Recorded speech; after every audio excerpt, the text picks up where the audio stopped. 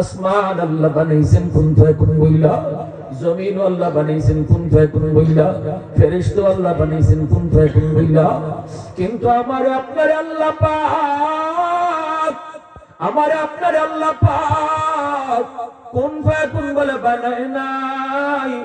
আমারে আপনারে যখন আল্লাহ বানাইছে, আল্লাহ কই খলাকতু বিয়াদাইয়া, বান্দা আমি তোরে আমার নিজের হাত দিয়া বানাইছি। কারণ এই চেহারার মধ্যে এত দামি কপাল, এই কপাল দিয়ে তুই আমার কদমে সেজদা দিবি। এই কপালটা ফেরেশতাদের হাতে বানাইলে হয় না, এই কপালটা কুন ফায়াকুন বললে হয় না। এই কপাল আমি নিজের হাত দিয়ে বানাইছি, এত মায়া করে তোরে বানাইছি, এত মায়া করে তোরে বানাইছি।